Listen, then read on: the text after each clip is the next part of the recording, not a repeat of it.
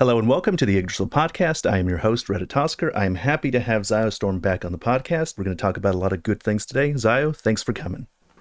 Yeah, thanks for having me back on, man. It's good to be here. It's been a while. Do you remember when our last podcast was? Man, I was thinking about it, and honestly, I don't. It's just, I can't, I was going to talk about DLC stuff with Elden Ring, and I'm like, man, I don't know, I don't remember what we discussed last. I don't think we talked about the DLC. I don't believe that we had a podcast post DLC, so that'll be something good to talk about. Yeah, I've got a lot to say about that. Yeah, me too. Well, you know what? Let's jump into it. What did you think of the Shadow of the Erdtree DLC? Gameplay wise, I'm going to give it like an 8 out of 10. 8 out of 10 for gameplay? Okay, so here's my thing with the DLC. First time through, I thought it was perfect. I loved it, except for the ending. Mm-hmm. Okay. I went back and played it like 5 more times, and I really started to kind of feel the emptiness. Oh, the emptiness of the map. Yeah. Okay. All right. So we're taking map layout into the gameplay section. Yeah. Would you consider that gameplay or no? It definitely affects the gameplay, but I think most people, when they say gameplay, I actually am with you because I think gameplay is a lot of different things. I'm even probably more radical than you, and I'll include story bits into gameplay because sometimes they interweave. But I think most people, they just mean combat. Like they mean boss fights when they say gameplay, or individual encounters with enemy NPCs when they say gameplay. But okay, well, let's ask both. What did you think of the bosses and the individual levels? So I thought the bosses were that's where I'd give it a 10 out of 10. The boss All right. fights I thought were amazing. All right. Yeah, and I thought they were a significant step up in terms of quality than the base game. I know a lot of people, I think probably by now they've softened, but on release there was a lot of complaining about the difficulty of the bosses, especially Rilana, or is it, which one is it? Yeah. Is her name Rilana or Rinala? Yeah, you got it. Okay, Rilana. Because she doesn't give you an opening and stuff like that. And Radon was the one that really broke people. You didn't have a problem with either of those? No, I did. I just, I like to have a problem with them. Exactly. I was stuck on Rolana for several hours. Radon took me days, man. Days. I'm sitting there and just having to learn every move. But, no, I like that. We need a little bit of that. I agree. They did nerf him, I've heard, but Yeah. I went back and I played him, and I didn't think the nerf was too excessive. He still beat my ass for 2 hours before I got him. I noticed it a little bit. He was definitely slower. And I actually think it had the opposite effect on me to where, I had adapted to his fast timing, and then when the nerf hit, I kind of had to relearn it all. Yeah, I'm okay with nerfs along those lines. I sometimes don't like nerfs because there is a specific quote from Miyazaki where he explains early on one of the reasons why he likes to make difficult games. And he's given lots of different reasons across the years in different interviews, but this one hooked me. And it was because he wanted people to get to experience things in the same level of engagement and have the same level of so that they could talk to each other about the boss in a way that would make sense. And you wouldn't be like, oh, did you beat him in hard mode? Did you beat him in easy mode? Something along those lines. And the exact thing that he was worried about happened with the nerfs, because now you have, I beat Radon pre-nerf. I beat Balteus pre-nerf. I beat the other Radon pre-nerf. And so specifically the thing he didn't want to happen happened. And people will, I think, respond and say to me, well, that happens anyway, because then people will be like, well, the magic build is different from the strength build, and they'll make fun of you for not going at soul level 1. I don't think they're getting the point. There's degrees. There's degrees to this thing. The fact that it happens on 1 degree, there's an order of magnitude difference between the different kinds of builds that you can do, and then having an easy mode that affects everything and changes how things work. So I think that's more along the lines of it.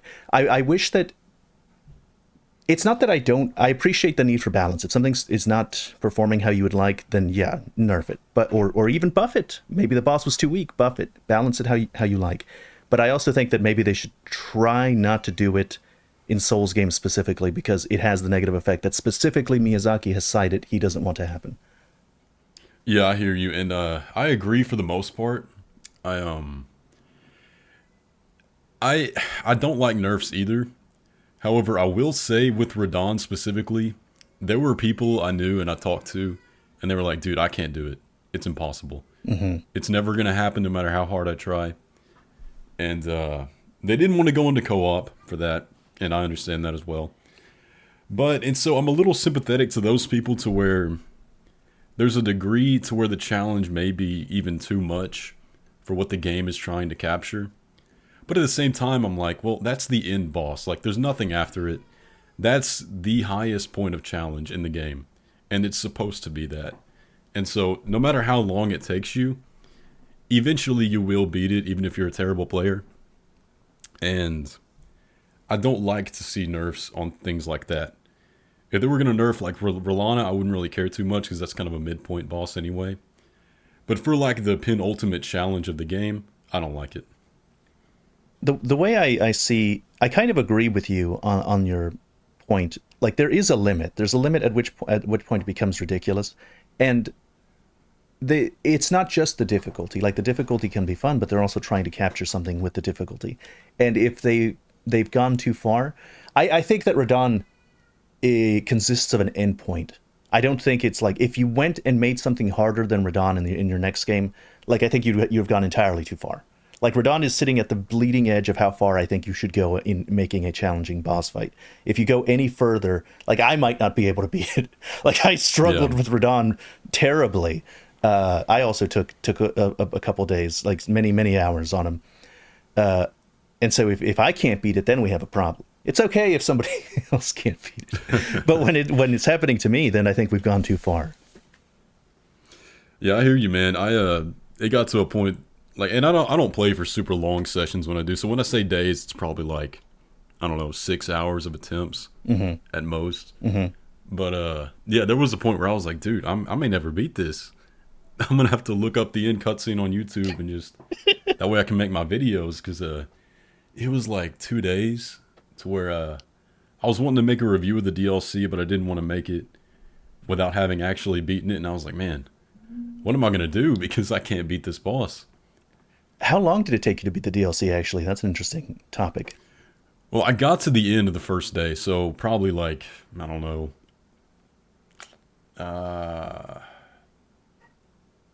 12 hours to get through, like the just to the end point. Because I didn't really struggle with many of the other bosses, and admittedly, I was playing with my brother, and we were kind of racing each other, which is terrible, and I regret doing that. But I didn't want to get spoiled, and he didn't want to get spoiled, and so it was like, just a constant race there.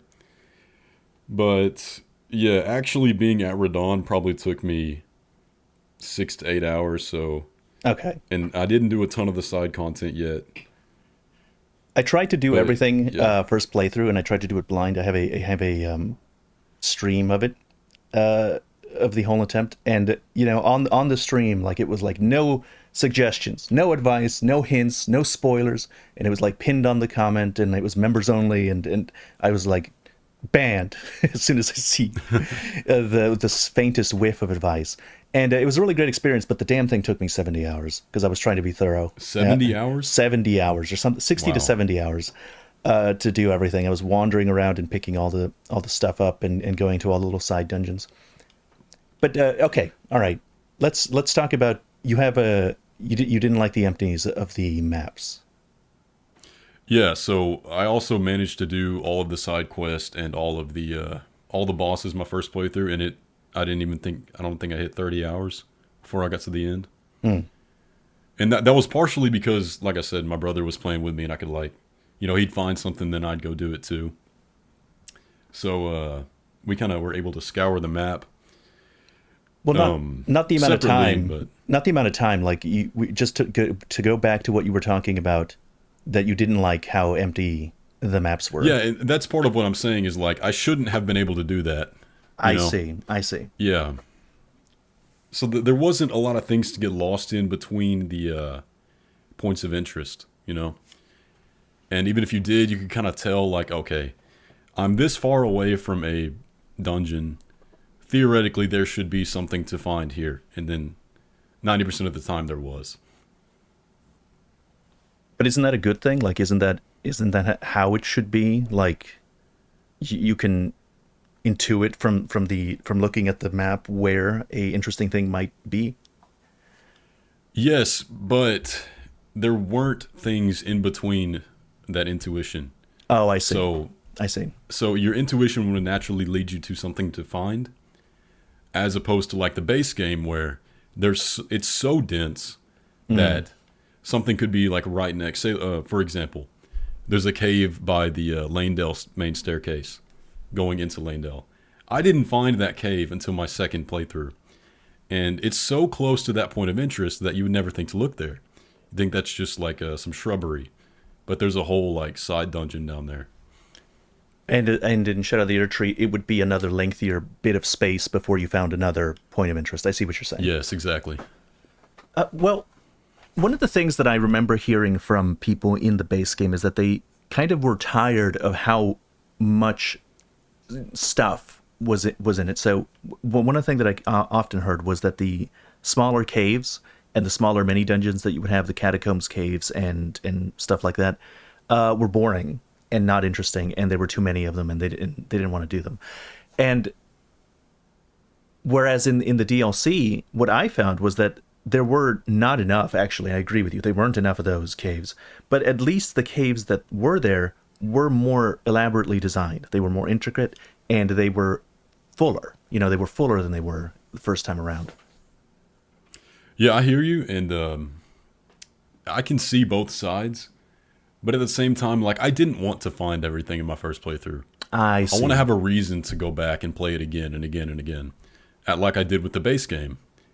And so when I did my consecutive playthroughs of the DLC, it wasn't because I wanted to go explore the world again. It was because I want to do a different build, or I needed to get footage on my PC version of the game, or play on the PlayStation server so I can get more PvP activity, things like that. Right. It wasn't because I actually wanted to pick apart the world, because by that point, I'd already found everything. There was nothing left to find. So, did you find all the stuff? Did you find Midra? You found all of Yeah, it. no, I found everything. Wow. Well, what did you think of Midra actually since you found him and all the other bosses? Midra was great. I think that part of the DLC as an experience is probably the most effective, in my opinion, at capturing like what Elden Ring is good at, right? So when I went through like going through the Abyss, going through the Manse, and then the actual boss fight itself, the way that's set up with the with him just being real helpless in the first phase, and then you kill him, and you're like, okay, well, what's going to happen now? That whole part was amazing, and Yep. it kind of goes back to the complaint too, though. Like I would have liked to have a reason to explore the Abyss more and Yeah. have that danger, because you can kind of just like go around the Winter Lanterns, but Yeah, there's no, not much to the Abyss, and like yeah, and and it's it's so weird. much space too. It's weird because like, okay, so one of the things about the lots of empty space thing is that, well, there's no items to pick up. It's just there for visual. It's just there visually being a lot of empty space. And if there was no items at all, and it was consistent that there was zero items anywhere, then I wouldn't have a problem with it, because you can tell the first time. Okay, there's nothing here in the Finger Ruins, for example. There's nothing here in the Abyss, for example. There's nothing. The Finger Ruins, man, that made me mad. Yeah, just a bunch of enemies trying to stop you from getting your thing. But there were a couple, or like two or three items sprinkled in those areas. But it was usually not anything good. It's just like a mushroom or something stupid. Yeah. But I'm like, why are you putting any items here? If I'm not supposed to engage with this big area like a level and not pick things up and just it's a thing to get through, like the Finger Ruins and like the Abyss. It's a place I'm supposed to be scared and a place I'm supposed to try and get through. Don't put items in. Because then I'm like, okay, well, there might be items across the 50,000 trees over there, or there might be something over there. And now you're putting my head in two different headspaces, which I think was not effective. It ruined Yeah, and both the of the training things. of behavior that they want you to play in the base game was so dense like that that you were supposed to play it like a Roomba, like you described a while back, and you would find so much content that way. And so we had that behavior drilled into us through the base game. When we get to the DLC, it's like, Mm-hmm. well, they're just expecting people to run from POI to POI. And It, I think that naturally would lead to disappointment from people like us that like to scour things like that. so I did like, there were things to pick up, but I think most people weren't impressed with a lot of the stuff. So, yeah, there are the occasional weapons, but a lot of it's Titanite, and a lot of it is mushrooms and stuff like that. And people don't like the cookbooks, I suppose, generally. Oh, dude, the cookbooks. They Yeah. don't see it as a There's reward. way too many. See, the thing is, I like the cookbooks, and there were a lot of recipes in those cookbooks that were awesome that I actually used. Especially all of the hefty pots. God bless the hefty pots in PvP. I cannot believe how strong those suckers are. But but I don't think most people see it like I do, and don't care about the value of the cookbooks. And so when they get one, it's like, oh, just another useless trash. So it doesn't matter if I like it. If it's not seen positively, then it's not a reward for exploration. Yeah, that's me, man.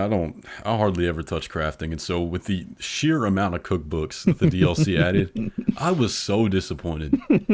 And to learn based on like you have what, I think it's like 30 new cookbooks in the DLC or something like that, Yeah, versus like yeah. 6 of the new weapon types, and there's only like 1 or 2 of each new weapon type. There's like three, isn't there? Three of each weapon. Yeah, 3 of the like katanas and the swords and stuff, and then you've only got like one oh gosh, man, it's been a while. I can't even remember all the new weapon types. Yeah, but there weren't enough. Yeah, I think we can agree on that. yeah.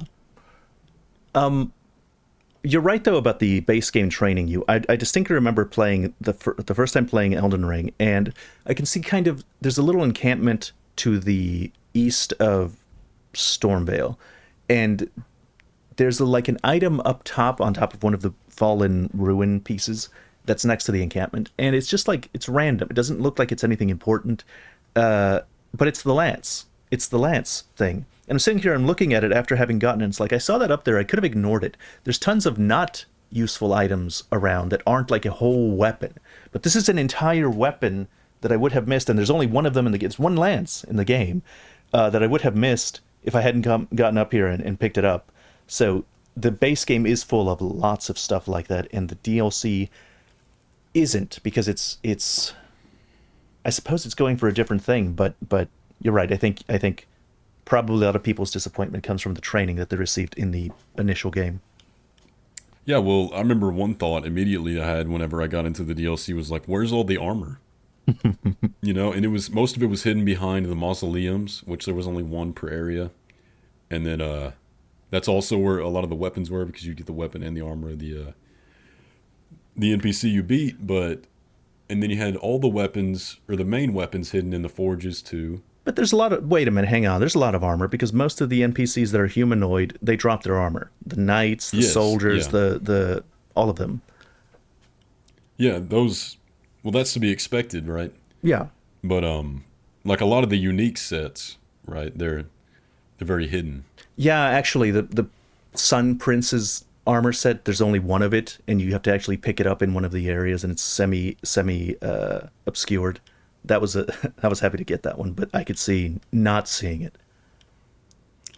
Yeah, and it's been a while since I played it, so I may be mistaking my feelings with something else. But like I remember back in Dark Souls, right? In the Dark Souls series, you'd always find an armor set like hidden on the ground somewhere, with a little kind of story attached to why it's there. And you do have the now that I'm thinking about it, you do have the what is it, the Oath Keeper set, that in that kind of way. Yes. Yeah, that's one of them. But the I just felt the DLC, man. They were like You just wanted more all stuff. the items I wanted were like rewards for a mini dungeon, or it wasn't a reward for exploration in that sense. Right. You would have preferred if they had littered the area with new weapons and new stuff, and Yes. because the area is substantial, it's big, and so you would have preferred if there was rewards for all that substantial stuff. What did you think Well, of? and another thing, like I found myself playing through the whole DLC with my base build from the base game. Like I wanted to try something new, Yeah. but I didn't actually get those new things that I wanted to try until I had already finished. Well, like over half of it. What was the that you wanted to try? I got the great katanas, man, and I haven't put them down since. Okay, but the Grey Katana, isn't that pretty early? You can get that in the first area. Is it? It's I like don't. I don't close. It's remember. close to the undead dragon near. It's just a little swampy. First undead dragon near the swampy area. Oh, okay. Well, that's probably my fault for just missing it then. That katana, I love the Grey Katanas too, bro. Oh, they're so good. It's so They're so fun. good. It's so much fun. And actually, they're a Monster Hunter reference. If you two hand one and you attack, it attacks exactly how a longsword does in Monster Hunter. I saw that after somebody figured it out. Oh, I saw that you were in Rurikon's podcast. Did he manage to convince you to go give Monster Hunter a shot? He did, and I was going to. All right, Uh huh. and then I never got around to it, man. It's so hard for me to like sit down and actually play a game on my own free time because it's just when I'm not playing games, I want to be doing something else like clocking out of YouTube, Hmm. And so it's just hard for me to sit down and actually like enjoy a video game like that. I've had the issue of not being able to enjoy video games sometimes because I'm like I'm playing this video game, but I'm not making content from it, and so Yeah, exactly. yeah, so it's like it's a weird feeling. I'm gonna have to figure out a way to overcome it because then I'm like, I don't want to just only play games that I'm gonna make content for. I gotta figure something out. Yeah, and I have no doubt that if like I actually did sit down and play Monster Hunter, I'd love it.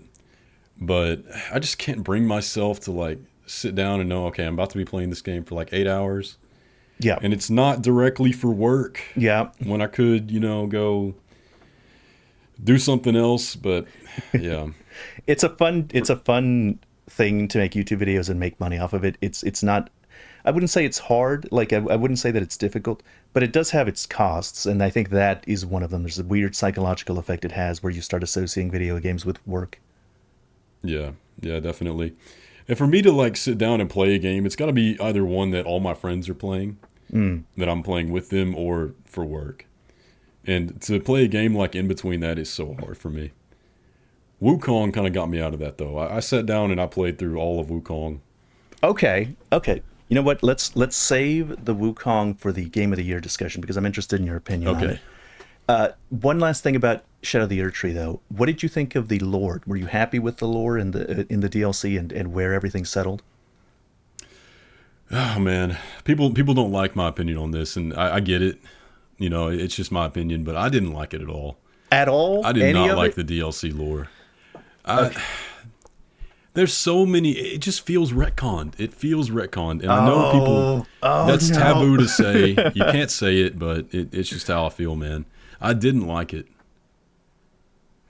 So it's the Radon thing specifically, or is it That's the more? main one. That's the That's the main main one. one. I Yeah. didn't like the introduction of the horn scent, and again, I get it.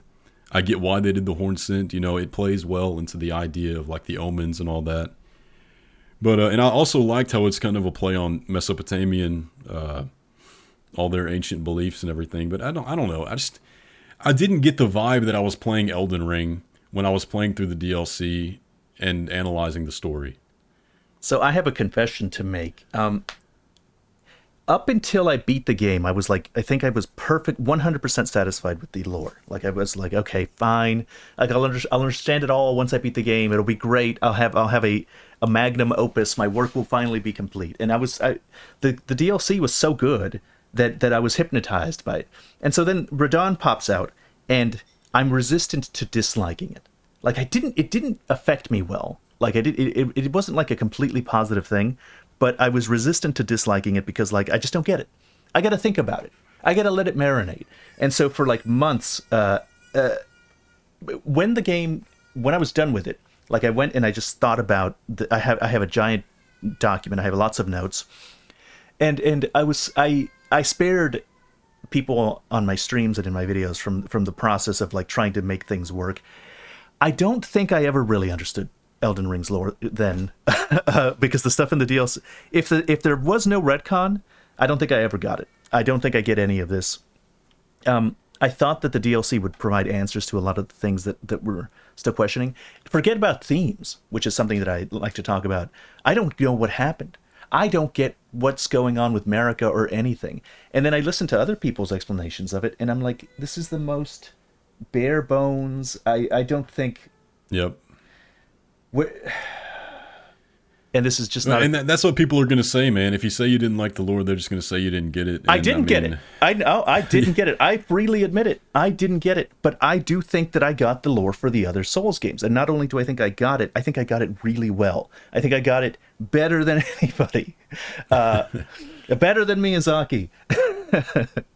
Well, I'll admit I didn't hyper-analyze Dark Souls like I did Elden Ring. But, dude, I hyper-analyzed the base game. And yeah. I'm not going to sit here and say that I didn't understand what I looked at. I think I did pretty well. And, maybe I just didn't understand the DLC or I missed something. But I just feel like the story that the DLC gave, the parts that were good were really good. Like, I like the finger stuff, aside from, somehow the two fingers and the finger creepers are the same. Whatever. But the Radahn thing specifically... even Miquella's goals, I still don't understand what was the point of doing all this stuff in the base game if there was just no tie back, there's no reference, nothing, man. And thematically, maybe I get Miquella a little bit. I think if Miquella represents anything, he's like the kind of person who has inherited a once great culture. But realizes how his culture got to the point that he is through the destruction of other people's cultures, and wants to throw it all away. He wants to divest himself of all the things that and then having wiped the slate clean, he can start a new world that isn't based off of that, but is deeply misguided. He's deeply misguided and blind because of it. Because his eyes is closed in his boss fight. He doesn't have eyes, he doesn't have sight anyway. So there's that, but this is just a very loose, broad generality of Miquella. I don't think I ever even got... For a long time, I was an anti-Marika guy. I was like, no, Marika had something to do with the Night of the Black Knives, and I would bring up all of the evidence that I don't know. I don't remember if you were a pro or against, but I asked people around. I made several polls. I asked people in my chat, and I asked people where they stand on it. And on subjects like that, on big major subjects that are important, it was like 50-50 almost every time, or 40-60 is the best I could get from people. So it's not just me that's confused. So we're all not, there's no homogeny here. In Dark Souls, I think a lot of people could, if I asked them, why was Gwyn trying to extend the energy of fire? They'll give me a salient answer. They'll give me a clear answer that's more or less correct. I don't think that you can... Why did Marika shatter the Elden Ring? You'll get 10 different answers. Yeah. and many of them will directly contradict each other. And many of the people that are proponents of that answer will act like it's the most obvious thing in the world, where I don't think it's as clear. I don't think it's as clear. Yes, and that's the thing too. I have no problem with open-ended motivations and having to explore the idea, and different people getting different interpretations. The problem I have, and part of the reason I've kind of I don't want to say quit caring too much about the lore, but it's where people's interpretations are now fact. And if you don't agree with that interpretation, then you're not worth listening to. And that's part of the backlash I got for not liking the Radahn ending. But I do think the DLC did a pretty good job at explaining why Marika did the things she did in the Shadowlands. But I don't think it did a great job at tying that into the story of the base game. Yeah. I think you would find that people are now more receptive to Radahn criticism today than they were back in the day. Because, it's natural... People are not thinking logically when they make criticisms of you not liking the DLC. They're responding to, I love this DLC. This DLC is great because they're having fun. And your criticisms probably came earlier. they call it the honeymoon period, and it is a honeymoon period, but it's not just a honeymoon period. People have a natural instinct to defend the things that they like, even if they later down the line will end up agreeing with you. I think now that tempers have cooled and people can look at it logically, more people will be like, yeah, the Radon thing's kind of sucked. Like, I don't like it, and it took me a while to admit it to myself. I would have been arguing with you day one. I'd have been like, no, you just don't get it. You just don't understand it. I think being spoiled on it also gave me more of a negative opinion because I had time to sit there and think, like, okay, how are they going to tie this in? And I never really got that answer. It's just, oh, Mikola wanted Radon to be his consort. Okay, why? Why? Well, it's because he wanted him to be his consort. Because he was kind and strong, and well, yeah, I don't know. It doesn't work for me.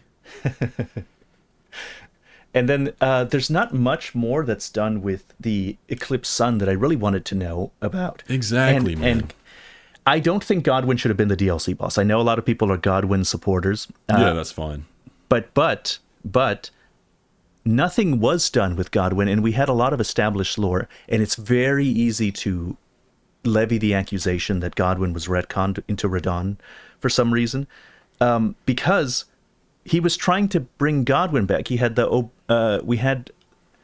wanted Godwyn to die a true death, and that's the same thing that they had him do with Radon. So with Godwyn, he's like, "Oh brother, dear brother, please die a true death," because he's undead right now, and maybe if he died a true death, he can bring him back the way that he brought Radon back in Emir Elim.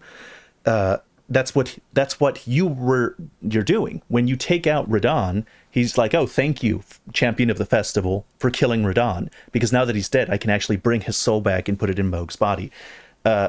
So there's a lot of parallels there that make it look like it's an easy slot, like Godwyn could have easily been slotted in.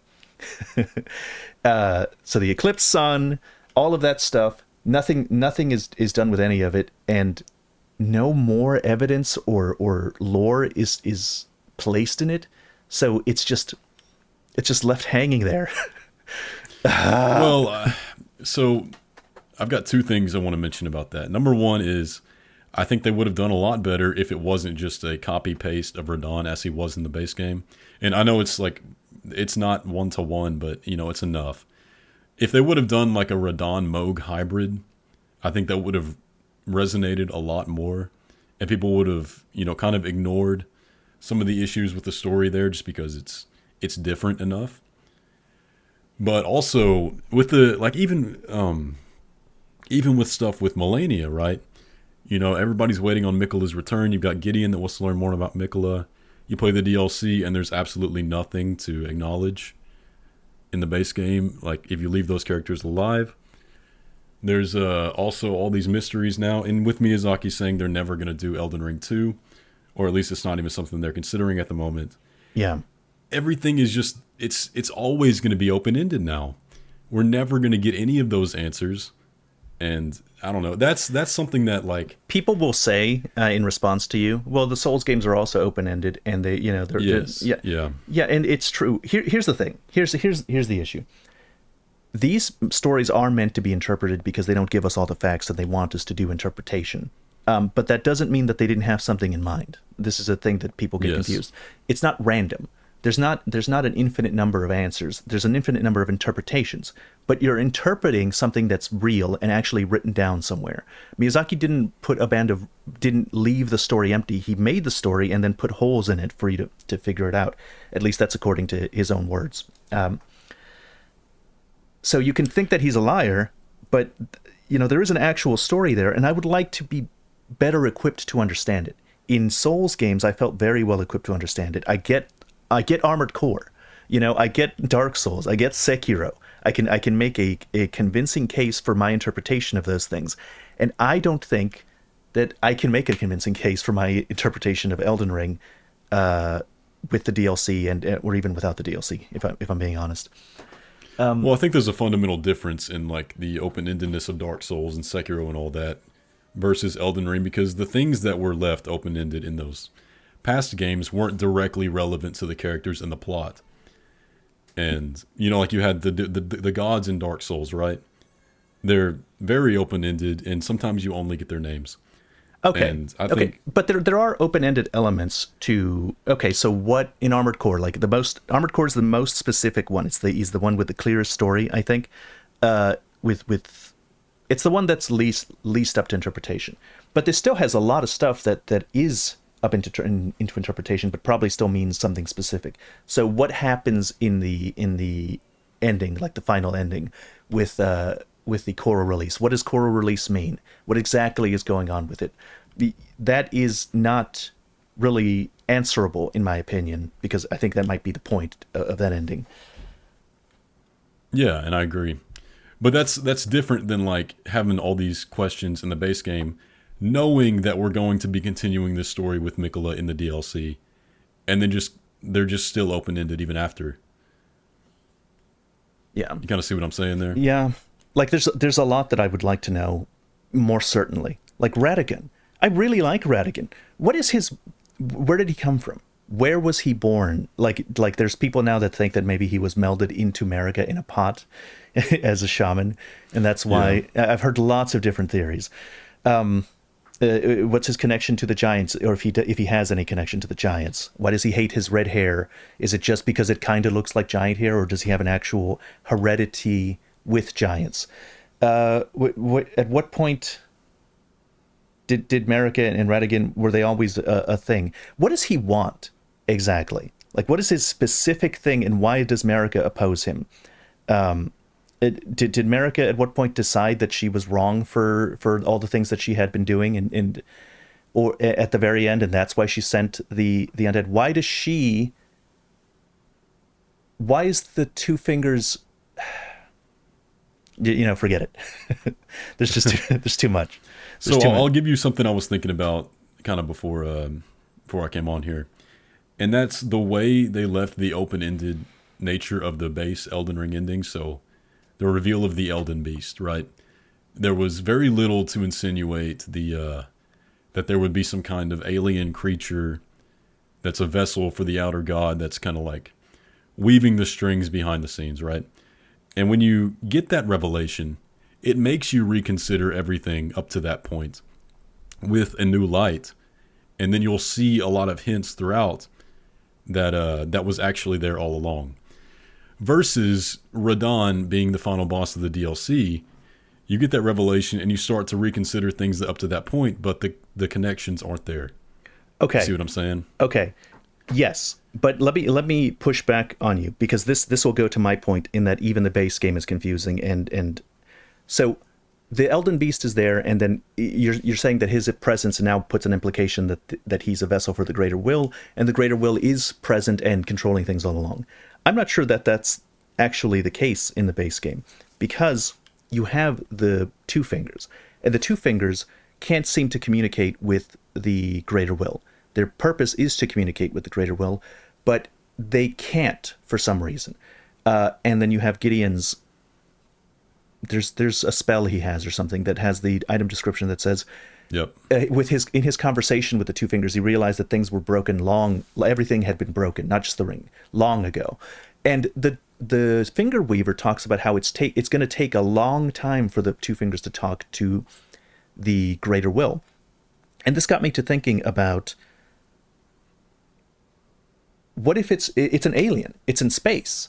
What if we are moving away from it in the same way that planets are moving away from each other and everything else because of, in space, because space seems to be expanding, things get further away from each other. So back in the past, things were closer together because of they weren't the Big Bang. Space wasn't expanded as far, and they weren't moving as far. Mm-hmm. So the reason why it's taking him so long to talk about it is because he's talking to it at the speed of light. Like he can only send his two finger waves over to the Greater Will at the speed of light, but he's way far away, so it's going to take a long time for it to get back to him.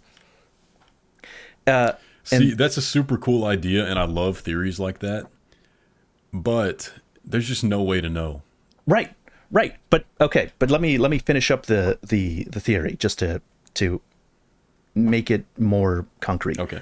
So there was a cool old book that's talked about by Richard Dawkins in one of his books that in the book he was trying to explain how evolution works, and he was citing some sci-fi novel in which aliens sent a machine to Earth to conquer it, but they sent it a long time ago through the speed of at the speed of light, and by the time it got here, it was like thousands or tens of thousands of years ago.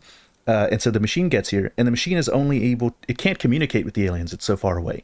It's only able to do what the aliens wanted it to do a long time ago. The alien civilization may not even be around anymore, and the aliens themselves may not have the same desires or goals as what they wanted when they sent it out here. And so that was his explanation of how genes affect the organism. We are adapted for a world in the past, and that world is not here anymore. We have a completely new world. And so our genes are ill-adapted for this present environment, but we're using them as best we can to navigate the world that we're currently in. And so that might be what's going on with the two fingers is an idea that I had. The problem is I need stuff from the text to support me. I need things from the text to support my thoughts. I have lots of thoughts like that. I have lots of little things that could be true. I have lots of questions, and I can speculate with the best of them. But in my opinion, all of the theories, even in the base game and in the DLC, are like that theory. They're all like that because there's not enough in the text to support any of them. There's a very good channel called Tarnished Archaeologist, and he does a lot of interesting stuff. But I think it's along the same lines of what I just did right now. There's not enough in the text to support that, to support any of these things. I think we're all shooting in the dark because there's not enough textual evidence around.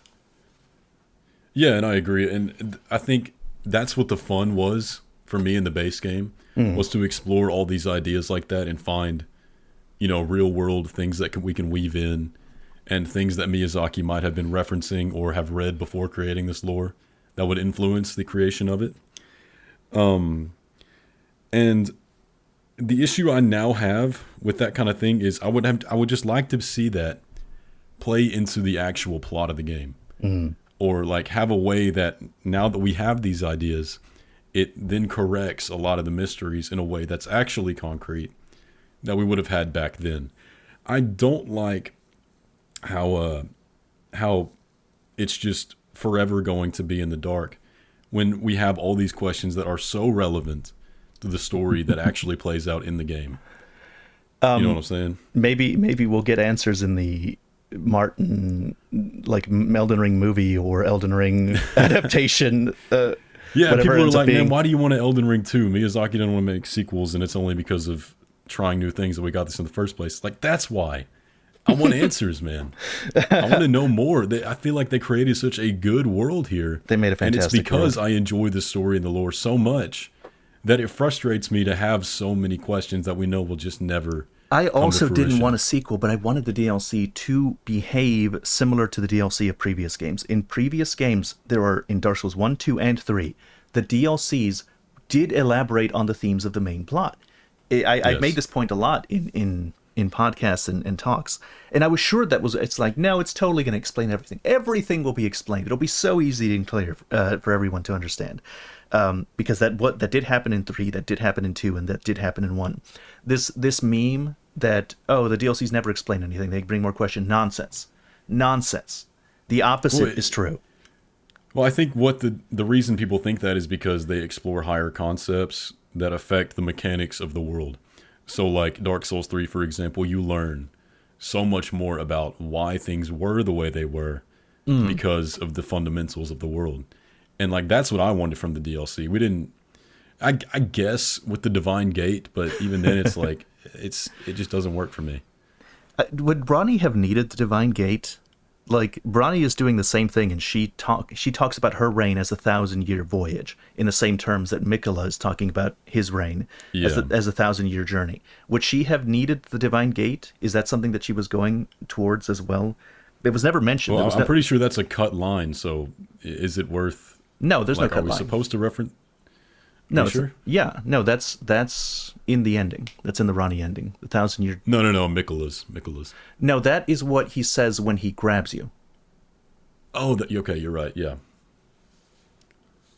So Yeah, I don't know, man. I don't know. I can't tell you because back then before the DLC came out, I've been like, okay, I understand how godhood works in this sense, but now I just don't. I and guess you walk through the gate and you sacrifice enough people, then you become a god. But my poor Glowmite queen. Where is my Glowmite queen? man, that one frustrates me more than anything, man. I want to know what's going on in that ending. The problem is, in Dark Souls 3, there were the Velka people. The Velka people were like, oh, the DLC is going to talk about Velka. There was a bunch of theories based on the trailers that Velka was going to be a big part of the DLC, and everybody had hyped themselves up from it. But I got to be the smug asshole that was like, there's not going to be any Velka. Clear, it's obvious. There's no Velka. You guys are just making fan fiction in your heads. But now it's happened to me. Now it's happened, and now I'm in that position. It's like, where's my Glowmite queen? I was promised Glowmite queen. Yeah, man, it's frustrating, bro, because the story they have all these, and it's again the Godskin hunts and all that stuff. That sounds like such a big deal. Yeah. Yeah. It sounds like such a fundamental part of the history of this world, but it's just never touched on, even a little bit. There's also that. Look, maybe I'm stupid. I freely admit that. Maybe I'm stupid and I just don't get it, and the answers are there. However, I don't think I'm that stupid. And if the answers are there, I think they should be findable by me. I think I shouldn't have to go and look at every single lore video and find one that I agree with. I worked really hard at trying to piece everything together. I have thought about it as much as anybody that did any of those big lore videos, and I'm not satisfied. I think that by itself is evidence that something is different from how it was done in. I blame Martin. Martin, you old bastard. You did this to me. I blame him for the Radon thing, man. That's I hadn't seen any of Game of Thrones. I didn't know anything about Game of Thrones before the DLC came out, and I just recently watched all of it, and I'm like, oh, okay. Now it makes sense why they might have chosen that, but not in context of the game, just in context of the author. You watched the whole thing? Yeah. There was a point that I thought Game of Thrones was like the greatest thing ever. I think around season 4, at the end of season 4, I thought, oh, this is the best thing ever. I don't care about anything else except for Game of Thrones. I was watching it during the time it was coming out. And after that, I think it just was an entirely downhill. God, I hated everything about Game of Thrones after it just stopped being good. Yeah, I'll admit I haven't read the books, but I didn't, man, I'm going to sound stupid to a lot of people, but I didn't think it was that bad. What? I thought they did a decent job at tying things up in the TV show. They should. I'll give you. Yeah, go ahead. They what? Go ahead. All right, I'll give you. They didn't explain why Daenerys did the thing she did at the end enough in the TV. Like I get the motivations and what they were trying to show, but I don't think they did a good enough job showing that. But yeah, man. For me, it wasn't even about Daenerys. Maybe I'm just getting. I never read the books either. Old, but I never read the books either. I only have seen the show. And the issue that I always had, like, forget Daenerys, forget all the real problems that people have at season 8. Like, screw that. I'm not even talking about that. I'm talking about season 5 or partway through season 4 even maybe. I was seeing writing on the wall early. I was like, I don't like where any of this is going. This is, but don't mind me. Which part specifically? Which part specifically? I don't remember anymore. I just remember a general sense of unease around season 5 where I was like, I don't think that they're going in a good direction past this point, because all I remember, because it was years ago. I saw it on release and I've never seen it again. Mm-hmm. And so all I remember is that during seasons 1 through 4, I was the happiest boy every week. Game of Thrones, let's watch the next episode. And then season 5 came and I just remember not being happy anymore. Yeah, I know there's a lot of people that share that sentiment. I'm just kind of thinking about it right now. I'd be kind of struggling to know exactly which point you're talking about, but there was definitely a part of writing decline with some of the new characters that were introduced. I'll give you that much for sure. Mm. Like I couldn't stand what's his name, Euron Greyjoy. That character was terrible in my opinion. Oh, yeah.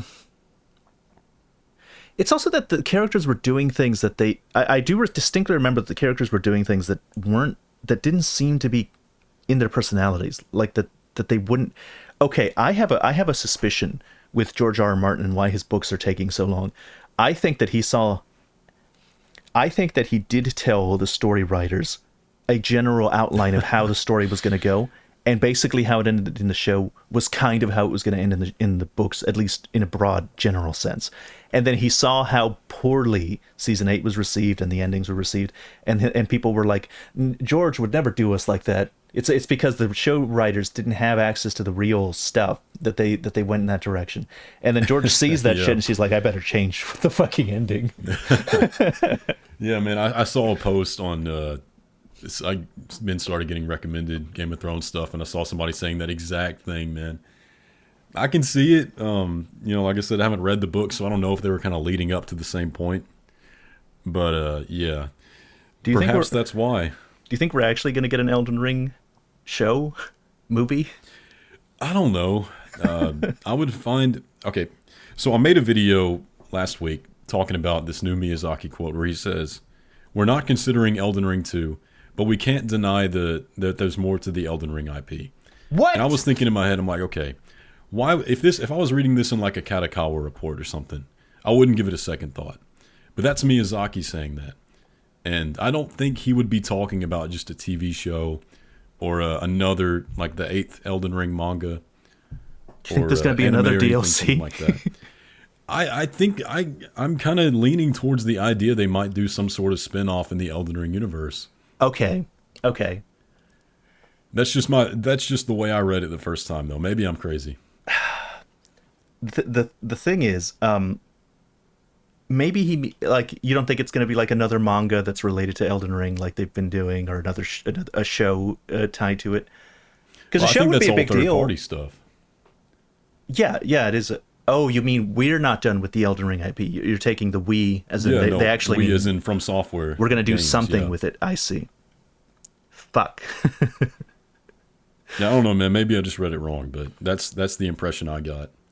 I think I'm kind of done. I would rather I do want them to work on new things. I would like to have answers, but I'm at the point where it's like, if the DLC didn't satisfy me, what makes me think that another DLC would satisfy me, or a spin-off in the same universe?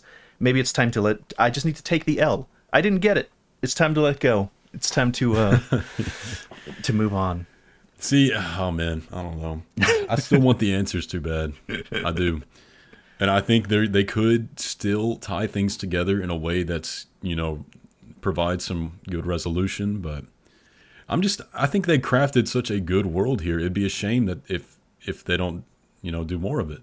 If they did And make I don't think it's mutually exclusive for them to continue that and also not make new things. Oh yeah, I think they're going to make a lot of new things, actually, now that Miyazaki isn't going to be the only director making stuff and everybody else seems to have full creative control without his input. That's exciting.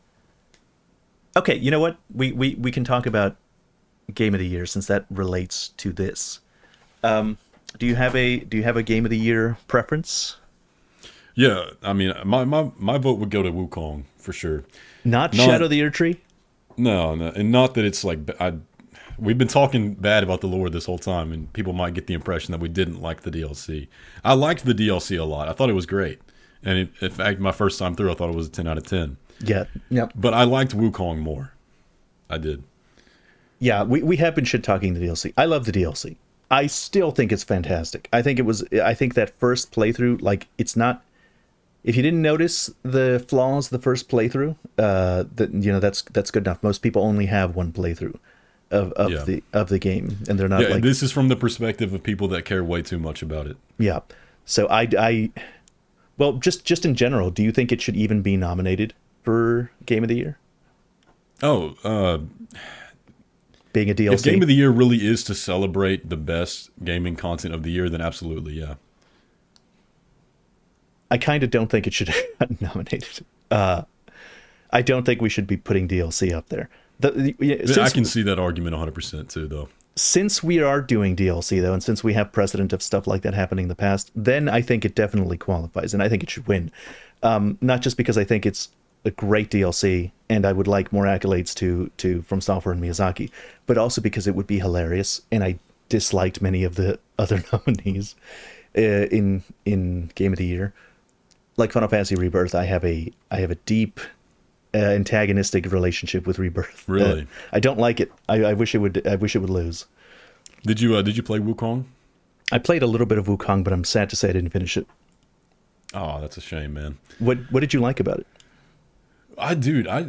So if the combat didn't stick with people, I understand why they, might have dropped it. And I did think chapter 1 was slow. But I think playing the game in its entirety, the level of quality and content and just like storytelling and how rich it represented the culture and everything. Like I love to learn about new cultures and history and stuff like that. And so playing through Wukong, I was just fascinated the entire time with what they were portraying. But I just felt like that was a different level of quality of a game that I haven't experienced since the launch of Elden Ring. I I was impressed by a lot of the things I saw. It was the combat for me that eventually didn't Yeah. stick. But I did go, okay, a little bit spoiler warning for Wukong. If you haven't finished, you might want to skip ahead. I saw the last boss of Wukong, and it was Wukong is as the last boss. Like I guess the real Wukong. I don't know exactly how the story got there, but it looked like the coolest fucking boss fight I've ever seen in my life. It was great. I saw a little clip of you trying to drink from your Estus flask equivalent, and he steals your gourd, freezes you, and then drinks from it and heals himself, and then gives it back. I lost it. I was like, oh, that's the coolest thing. That's the most disrespectful thing I've ever seen in a video game. And dude, in my opinion, every boss felt like that. Every single time I fought like one of the main bosses of the game, I was like, "This is the coolest thing I've ever done." That I just kept getting that feeling over and over and over again in that game. It was really impressive visually, especially at the bosses. I got to the end of Act One. That's as far as I got, and that That's as initial. far as you got. That's as far as I got. I got to the end of Oh, Act One. dude, That that's the worst of the game right there. well, that maybe that that's what pushed me away. The initial fight though, that you fought with the four guys and the army and the guy with the sword and the white robe, that was sick. Like that was really cool. It was Yeah. extremely cinematic. And then the black Yaguai thing, he was cool. The Black Wind boss at the end of the Yeah. first act. And see, like I was feeling that way in Act 1 as well. And then I got to Act 2 and the game like quadruples in content and exploration and everything almost immediately. And that's like after I got through Act 2, like I got to that point to where you end up finding this secret item that lets you go back and fight these secret dragons and that are hidden away. And I did that and I was like, okay, I see the vision here. I see how like the end of this game is going to go. But from that point on, you start getting fights that are almost equivalent to that initial fight with Erlong at the beginning, with the Okay. four heavenly kings and everything. That spectacle continues over and over again, and I would encourage you to go watch the secret final boss if you don't care to like actually finish the game. Okay. Okay. Yeah, I think I will. Did you play any of the other Game of the Year nominees or have any interest in them? No, I didn't. I didn't Okay. have the time. Yeah, that's understandable. Did you play Metaphor? I heard a lot of people talking about that one. It seems like a lot of people liked it, but I thought it was not good. Yeah, I didn't like it. I especially didn't like the story.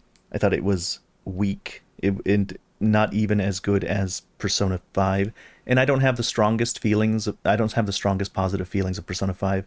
I think that the fans of Metaphor are like, well, it's its own thing. It's not like Persona, and it's not true. It's exactly like Persona. It's fantasy Persona. Yeah, from the outside looking in, I thought it was Persona. So And not only is it fantasy Persona, not as good. That's my opinion of it. okay, yeah, I don't know anything about it at all. So Well, but I've just seen a lot of people talking about it. it's turn based. I don't know if you would have interest in turn based games. A lot of people can't get over that hurdle. Yeah, I like Pokemon, but outside of Pokemon, I don't like turn-based. Yeah. Okay, so since we're on Game of the Year, do you think we're going to get any nice surprises from Software in the award ceremony? I think it would make perfect sense if we do, but I don't know. I mean, he's going to be there. There's no way he's not this time with it being a Game of the Year nominee, Hmm. and they're gonna it's gonna win some award. So he's at least going to give a speech. So he may hint at it.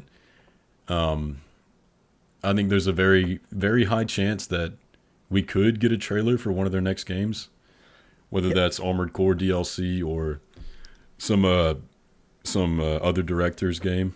Do you But agree with me that we're going to get yearly releases from software, or was that somebody no, else? I think that's perfectly reasonable, and I expect that actually. Yeah, Yeah, because I've been talking about this interview for since it came out, where Miyazaki's talking about how the other directors are working on their own games, and how you combine that. I'm combining several different interviews here, but how he didn't like his role as a producer in Dark Souls 2. He didn't like how he handled that, and that the directors really should be free to do whatever and he's not even going to look at it. He's not even going to look at the games that the other people are making, that are directing. uh it's not, he's only going to be a director on his own titles. He also said that his games would always be hard and would have difficulty incorporated into them because that's his personal thing, but that he doesn't necessarily want From Software to be bound by that, and he doesn't want the other directors to be bound by that if that's not something that they wanted to make. And so we in that going forward, we might see a new flavor of From Software. So all of this stuff together, man, how many projects do they have? How yeah. many? So there was a Katakawa report recently that said they, under their umbrella, and this is talking about all the different companies at Katakawa, there's four of them, and they said there are 20 games in development at the moment. And I mean, you just do the math of it, it looks like From Software could be working on up to five at once right now, just based off that alone. And it would make sense. They're like they have like Yeah, 300 yeah, employees or something. And in Armored Core was in the works in at least until 2016. Like we knew it was already in development in 2016. So, you know, geez, that's a really long time for the game to be getting worked on. So there could be, 5 years down the line, something that comes out, 6 years down the line from now. They could have been working on something 6 years ago that we only now get to hear about. There's potential here. yeah. Well, I think so. If you kind of go off that old interview, they said where they had like 3.5 in development, and that turned out to be like what was it? Sekiro, Elden Ring, Armored Core, and Derasine, or whatever. Hmm. If you look at that, and then you say what they were saying about how Elden Ring kind of took all hands on deck, we're what, offset like 3 years of development after that. So I think that's plenty of time for them to have something new to show. There was also an interview where they talked about how Elden Ring would be the biggest thing, and they weren't going to try and tackle something that large at the moment, or that no, they said it Yeah, was the limit of what they were, of how big they would. yeah, their ceiling. Yeah, that's their ceiling, which is perfectly reasonable. Elden Ring was gigantic. So if it was all hands on deck, and that's the biggest thing that they would ever attempt to tackle, now's the time. Make something. What would you want, actually? I would love to be surprised. I'm perfectly okay with whatever they have ready to show us. And I would like some variety. I'm not gonna lie, I'm a little tired of the Berserk style dark fantasy stuff. I know people will disagree with me on that, but Well, we I had would I just want to see some variety. we had Armored Core. Did you enjoy that? Yeah, no, I loved it. I've always wanted them to do a sci-fi, and I would still love to see a sci-fi Souls like. A different sci-fi. Okay. Yeah. Um. Okay, but yeah, you want something new. We all want something new. That's the thing. But given assume that they're going to make something in the style of something they've already made, or a sequel to something they've already made, or something along those lines. What would your preference be? Oh man. Honestly, my preference would be an Elden Ring spinoff. I'm not too. You're not burnt out yet. You just had this giant DLC after the giant Elden Ring game. Well, I'm saying like if it had to be something they've done before, that's what I would prefer. Okay. But I would prefer variety over that. Okay. Yeah. Well, what I was thinking, I made a poll a while ago, and in that poll I was like, what would you want out of these options? And it was like Armored Core, another Armored Core game, a Sekiro 2 or a Sekiro like. So it could be Sekiro 2 set in the same world, or it could be just the Sekiro gameplay mechanics where the emphasis on the deflect. It's set in wherever, maybe even a medieval one. Bloodborne 2 or a Bloodborne remastered. And those are basically the things. Or an Elden Ring 2. Nobody voted for Armored Core. My poor baby Armored Core didn't Yeah, get that's it. a shame, man. Armored Core 6, I think it's probably in my top 10 games of all time easily. I was really moved. Like I was really moved by that Yeah. game and, No, me too, man. and that game's story. I thought, why doesn't From Software ever get nominations in the Game Awards for stuff like their voice acting or Yeah. their story? Like I get the voice acting because their lines are often small, but the award isn't longest voice acting. It's not most difficult voice acting. It's best voice acting, and that at the very least, Econ should have gotten a nomination. I was surprised that he didn't, to be honest. I was surprised by that. I fully expected to see him on there.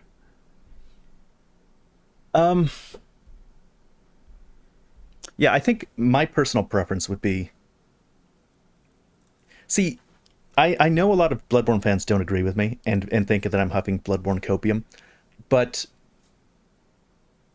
I had Saint Riot on the podcast a while ago, and he's a bigger copium huffer than me. He huffs that on the daily, and he convinced me that maybe there is a chance for a Bloodborne 2 or a Bloodborne remastered or remake in the works. My thing with it is, I really, really like Bloodborne, and I don't think even though the introductions in it are subtle, bigger focuses on dodging, no blocking, and the gun parry. Even though you can clearly see that's a Souls-like, that's a Souls game, and it has much of the same formula. I think those subtle changes make a gigantic difference. It's very much feels different, and I don't think that the Souls games capture that feeling. I don't think that Sekiro captures that feeling. I think we got to go back. I think it should be its own category of game. What do you mean you make one Bloodborne game and then that whole gameplay style is just gone? What do you mean? Yeah. It's Well, it's that the, I mean, you see that like every Souls like now copying Bloodborne instead of Dark Souls. yeah, they're all copying Bloodborne and or Sekiro. And Lies of P did both. Like they copied Yeah. Bloodborne and Sekiro at the same time. So my hope is that they'll do something with Bloodborne. But also, they brought the deflecting tier into the DLC, and the deflecting tier, so they understand that deflects are cool. Is a thing. They understand that people like deflects. They haven't done any kind of deflecting based game since Sekiro. I would very much like to see them do it. All the other Souls likes have decided that the deflecting is the way of the future. Lies of P. I think that I saw some gameplay from I don't remember, but there's a new Souls like where deflecting is apparently a thing. Yeah, please and thank you. Yeah. More of those. I personally, I guess because I played all those other Souls likes, I'm a little burnt out on the deflects. But no, I agree absolutely. It's weird that they kind of made those improvements that were almost flawless in those games, and then just kind of went back to the Dark Souls formula for Elden Ring. I think it's a little strange when people say, I'm tired of the Souls formula. It's like, you never see. What do you mean? You're tired of them making Souls games like they're making the same thing over and over? Okay, but that's like saying you're tired of first-person shooter games. It's like, Yeah. no. Like, what you want them to just not ever make a Souls game? Like, this is a genre. You can do a lot of variety within the genre, and I think they've done a good job of mixing and matching things within the genre. But no, I don't think they should ever stop making Souls games. You can do new Well, things. that's And how I also feel about staying. people saying that about Souls-like games made by other studios. Like, oh, they're just copying Dark Souls. Like, yeah, do you not want that? That's exactly what I want. Like, Yeah, make more of them, please. I want them to do that, but also do a good job. Yeah, yeah, that's a whole different conversation right there. Do you think there's any? Did you hear those rumors about Dark Souls 3 remastered? Do you think there's anything to that? I don't know. I don't want it You know, I don't have a reason to want a Dark Souls 3 remaster. I just played Dark Souls 3. I play it all the time, and I mean, I don't think it needs it anytime soon. But I mean, if you look at the year gap, you know, Dark Souls 1 and Dark Souls 2 both had their remakes within a much smaller period. But I think the jump in technology between those and their remakes was so big compared to like Dark Souls 3 to now. I mean, you can play Dark Souls 3 on a PS5 at 60 FPS, and it's like you're playing a game that just came out.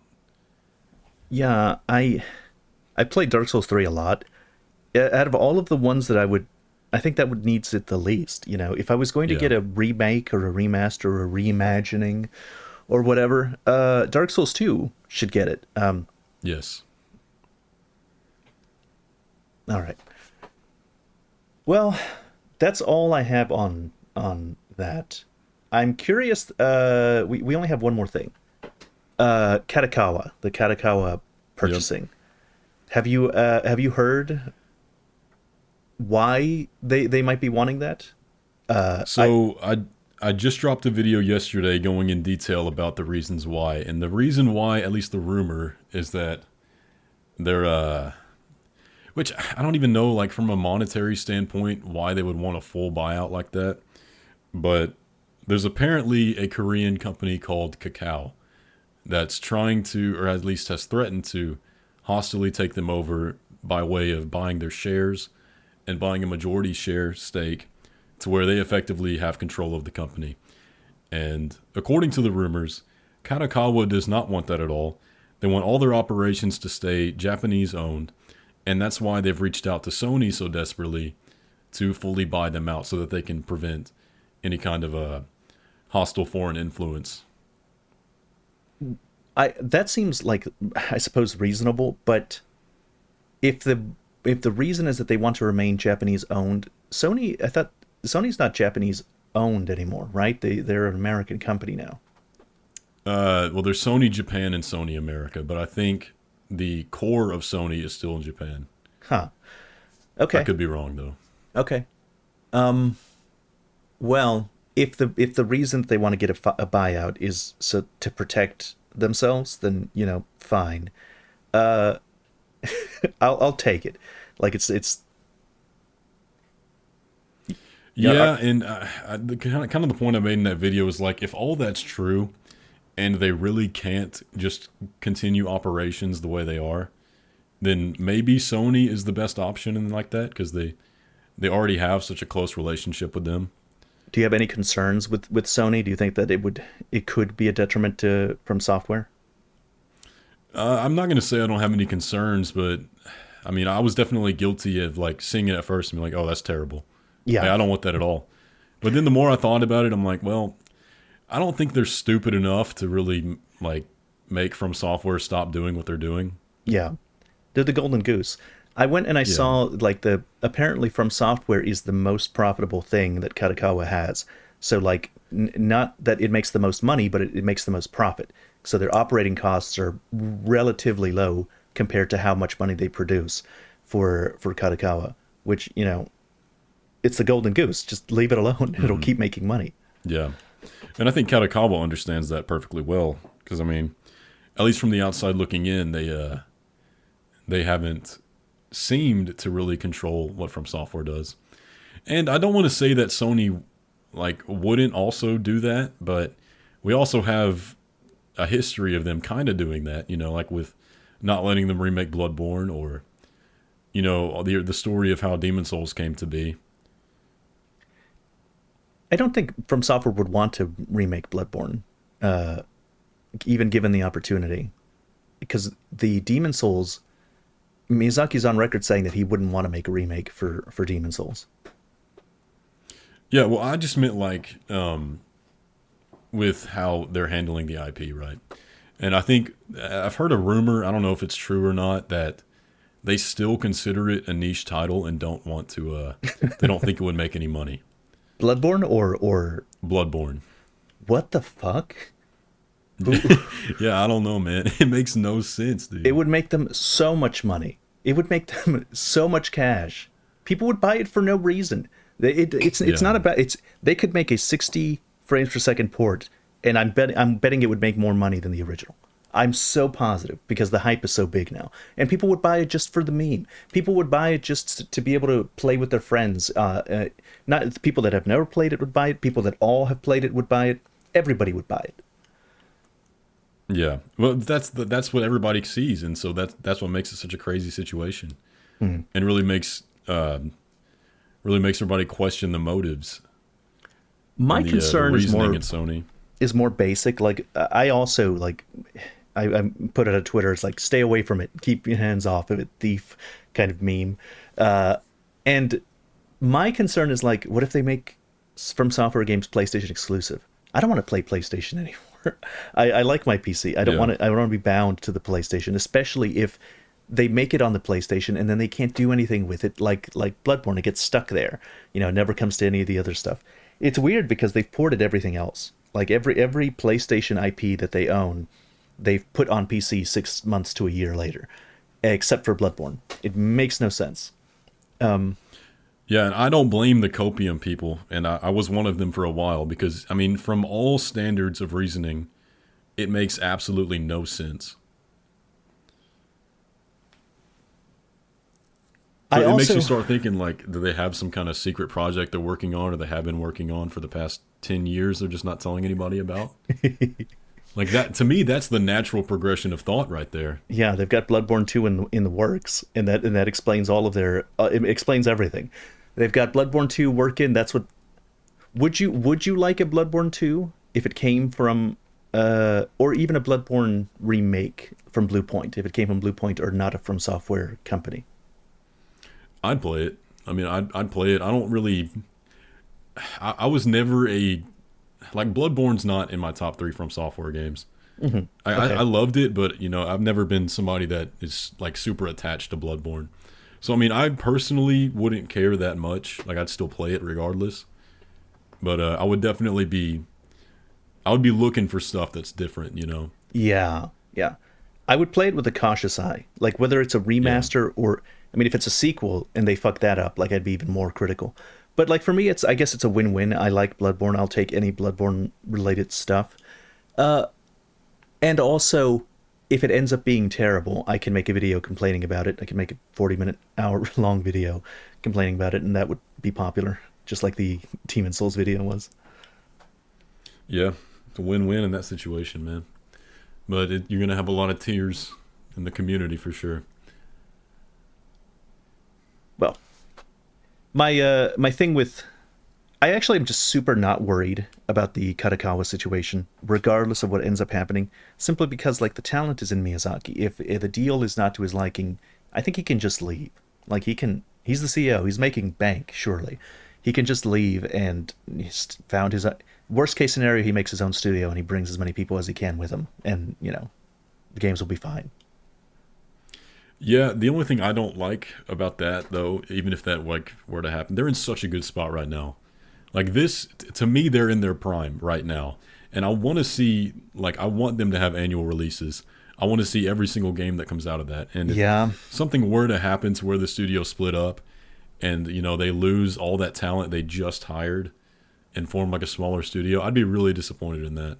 Yeah, they wouldn't be. You're right. You're right. They wouldn't be able to pump out things the way that they're currently planning. Yeah, I'm actually very interested to see what post Elden Ring From Software looks like because I think Yeah. we're like it could be even better than what we had right now. We've got flawless victory. Every game that they come out with is a banger. Everything that they do turns to gold. But I think I'm hopeful that we're now entering like a whole new peak of golden era if we can continue how we've been going. Yeah, I agree, and that's why I'm so interested to see the stuff that they haven't done before. Because I don't even think we know what they're fully capable of. Did you ever play any of the older From Software titles before the pre Miyazaki, the old PS2 ones, anything like that? No, I haven't. Since they revisited Armored Core, I've been having dreams of them touching Kingsfield because Kingsfield's like a spiritual predecessor to the Souls games. But it's first person. It's first person dungeon crawler. And if they can revive Armored Core, I was like, man, they would do a great like, no, it's not. It's not good enough to have Souls games. I want a first-person a labyrinthian dungeon to explore, like we had in Kingsfield 4. If they did that, I'd dream come true. Yeah, and that's why I'd also like to see, variety of genre as well. And he did say they've got several different genres in the works right now. So, I mean, I'm open to whatever they have, whatever they're cooking, man. Yeah, I'm excited. bring it on. Sci-fi, first-person dungeon crawler, first-person shooter, cooking mama style game. I don't care. Dude, if they made an FPS though, that'd be crazy. It's the kind of thing they do. Like it's the kind of thing they'd shock us with. It's like, oh wow, there was that joke he made a while ago of them making a battle royale game. Dude, I was low key hoping they would, man. Yeah, I was like, I want whatever that is. I want to see it. yeah. Souls PvP, but it's battle royale. No, That would unironically go hard. I would be all for that. I'd play it, especially if they're balancing for it. Like they're it's a whole Yeah. game. It's not just a tacked on thing to another existing game. They're actually making a game around it. They could do a good job. They could, man. And I think that's what people see the Souls genre, and then they think that From Software is kind of a monolith in that respect. But I think why their games are so good is because they understand the fundamentals of what makes a good game, and that's why I'm so confident in whatever genre they tackle next, even if it's not a Souls game. They could still make something that surprises everybody. Yeah, I think I agree. All right, I think I've run out of topics. This has been a fun glazing session, as we always do whenever we get together to talk about From Software. We will have to do it again. You got Real anything quick, else? yeah. Yeah. Have we talked about Prime 4? Have we my talked God. since that dropped? We haven't. I don't think we have. We have What to do you though. think, man? I'm cautiously hopeful, but I'm also worried because if they fuck it up, I'm going to be really angry. I'm going to be very Yeah. mad. That's basically the Did headspace. the trailer give you any signs that they might? Here's the thing.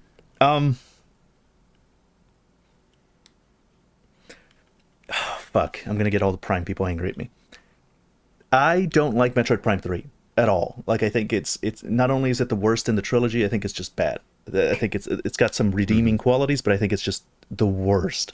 And part of it is that they focused too much on this giant conflict with the space pirates. They focused on this, they had that whole Halo-esque mission where you're fighting alongside the other bounty hunters and you're fighting alongside the military against the space pirates, and space pirates are doing cool stuff and blowing things up and destroying things. And in my personal opinion, Metroid is at its best when it doesn't mess with that stuff.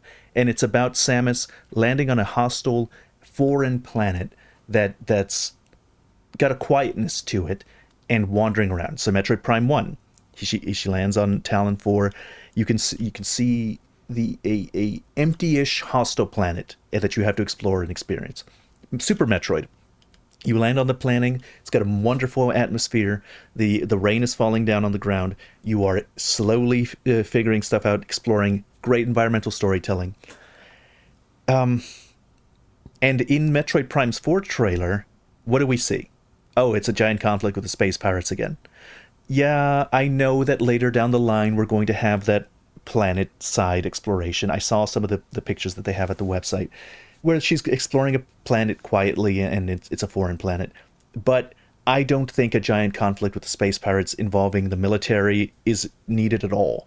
Like I don't think it should be any part of it because I think that's part of what I think it's part of what I don't like about 3. I don't like that vibe.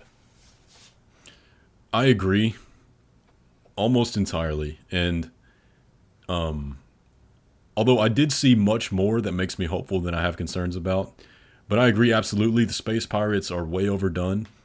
And I was thinking in the trailer, we see just another space pirate facility. And then even that environment at the end, it just looks like Talon 4 again. And that disappointed me a little bit because to me, we haven't had enough variety in the Metroid Prime games to where there's not plenty of room to just not even touch the things we've done before. Like you have jungle biome in Prime 1, magma biome, ice biome, and then the ruins. Prime 3, you have almost a copy paste jungle, ice, magma, and ruins. You have Skytown, which is unique, and I love that. Mm-hmm. But to me, Prime 2, and I think Prime 2 is just leagues above the rest. Yeah, my It brother. has the most variety, and I would love to see them go just for something that we haven't seen before. Just get us in a completely new biome, like we did in Prime 2, like with the Dark World and everything. There's room to explore, Yes. and the trailer didn't show me that. Yeah. But I will say it did capture the Prime vibe. Like, Yes. in the encounter with her when she sees Silux and they have that like low just hum in the background. Like that gave me chills, man. I was like, yes. Please just keep that same vibe, man. Don't bring in the Space Marines and all that stuff and the not I think it Space looked Marines, beautiful. whatever Like they're I called. think it genuinely looked beautiful. But okay, here's a couple of things I really don't have anyone else to talk to about this. Nobody cares about Metroid Prime that I know of. So this is our only opportunity to chat on it. So in Metroid Prime 2, one of the coolest sections is where you are investigating what happened to the Marines that were chasing the space pirates that ended up on this planet. And you are reading their audio logs, okay? And then the Ing possess one of the dead bodies of the Space Marines, and they shoot at you. There's a weird foreignness to it that you are not aware of when you encounter it, and it gets developed later down in the story that I love about it. So another thing in Metroid Prime 3 that I disliked is that you just had too much information. There was no weird foreignness because all of those plot points were developed in the first two games. You already knew what was going on with Phazon and Dark Samus, and 3 was just the resolution. So you're just doing busy work until the resolution is how I felt.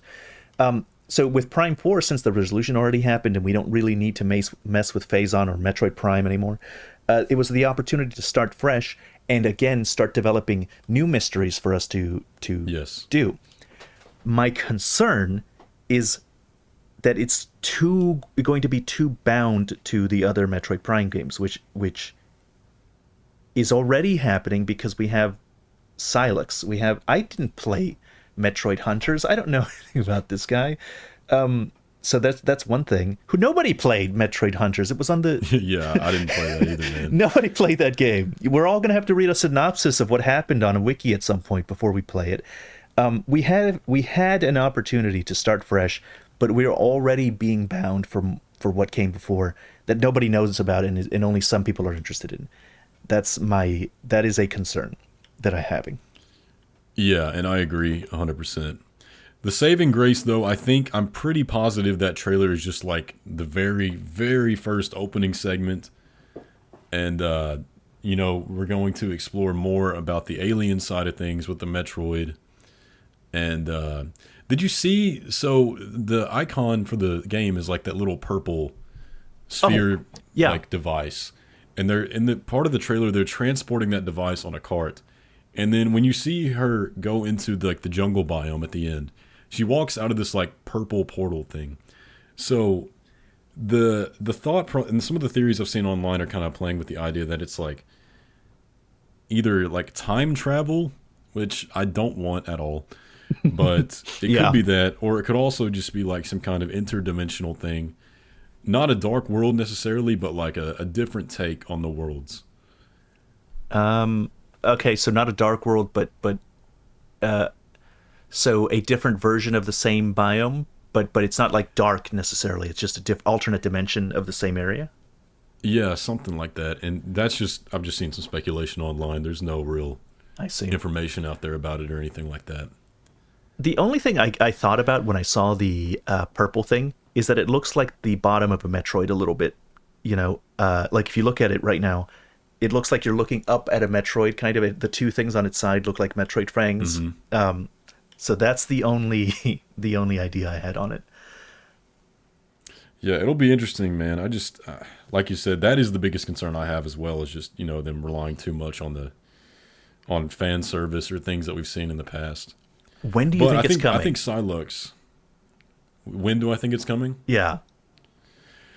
Well, they said 2025. I think it would make a great launch title for this. Launch title, exactly. But they got to do the remasters first. They have to. There's no way they drop it without remastering 2 and 3 because there's no way to play those games, man. You're still on the remaster. Dude, Let it go. I can't. It's I can't, over. dude. They have to do it. They have to. There's no way they drop Prime 4 because nobody's played Prime 2 and 3. No, nobody has. The first one's really the only one that ever anyone's even touched.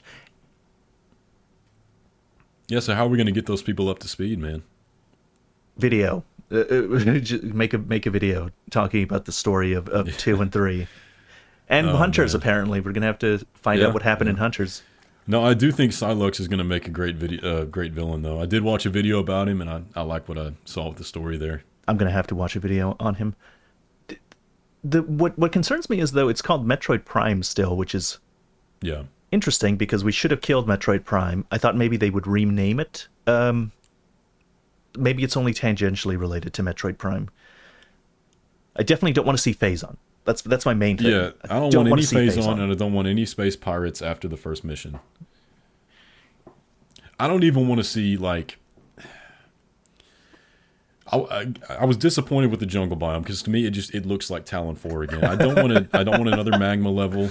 I don't want another ice level. You know, give me stuff like Sanctuary Fortress, or I don't even want another Torvus Bog because that's even too similar.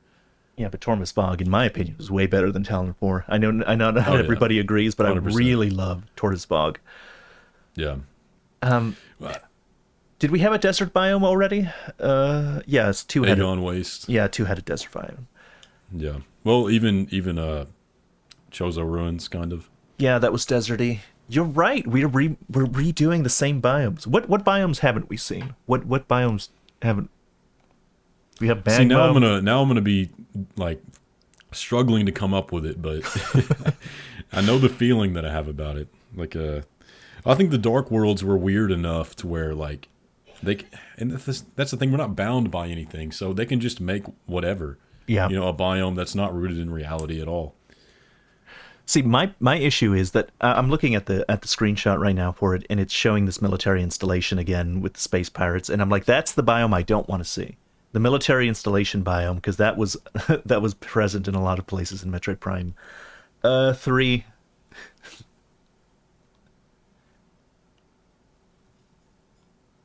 Yeah, we've got Sanctuary Fortress and Skytown, which are like really different and really Yes, the best areas in both their games because they're so different. yes, loved those bosses. Yeah.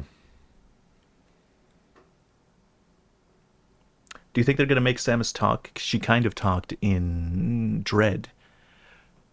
I don't think I we've don't talked think about. so. I think well, and here's my hope, right? Is because that little bit we saw with her and Psylocke, she didn't say anything. She didn't do any like over the top movements. It was just as soon as they saw each other, guns up. We don't need to talk. We don't need to have any kind of character dynamic here. You can imply everything just from the split second to where they see each other and it's guns up. Like that's it. That's what makes Prime so good in my opinion. Is because all the storytelling is told through actions and body language rather than laying out the story. And if you care to the scan visor is a great Yeah. way to do lore. The scan visor is like Dark Souls item descriptions. It's basically the same thing. Yeah, and that's part of the reason like why I was so attracted to Soul style lore is like Metroid Prime did it that way, and Call of Duty Zombies is what actually got me into that level of storytelling. I don't didn't know if know you that. played any of the old Call of Duty Zombies games. So I did, but I didn't know that they had lore like that. Dude, it's crazy, man. The Zombies storyline, like in my opinion, is on the same level as Soul's lore. Where do you pick it up? I only played like It's all once. purely environmental, and you also have like a very like short amount of radios that you'll get some little dialogue bits. So like it's a and then real it's all- world. It's a real world, and zombies are there actually are Nazi zombies attacking. Well, it's not on the same storyline as like the campaigns or multiplayer or anything. No, I It's its understand, own- but like canonically, it is a world where this is happening. It's not like Yes, just yeah. Okay. Yeah, and it's all rooted in like real world history and stuff too. So like, I remember being like 10 years old, going on Google and looking up like declassified World War II schematics of old machines they'd make to because there's a Morse code segment in one of the maps that talks about this certain patent from the 40s and all this stuff, dude. It's super rich. Wow. Okay, Yeah. I was unfamiliar with your game, Call of Duty. No, dude, the zombies is crazy, man. Do you do are you going to make any content for Metroid Prime when it comes out or before? I know we just joked about making a video explaining the story, but you know, I would watch one of those, and I'm not sure I want to be the one that makes it. Yeah, well, I would love to cover like news and stuff. If we get new information, I'll definitely talk about it. But the problem is, it's Nintendo and it's Metroid, and they don't talk about anything until the game comes out. Yeah. But I'll definitely be making some content about that. Okay. Well, then I think that's a good place to wrap up, unless we've got something else. No, man, we've had a good discussion. I don't hate the Elden Ring DLC. Let me just put that out there. Let's make sure everybody knows he doesn't hate the Yeah, DLC, and I still think it's the best DLC. yeah. I still cast my vote for Wukong, but I won't be mad if Elden Ring wins. There you go. All right. This has been the Yggdrasil podcast. Thank you all very much for coming. Have a nice day.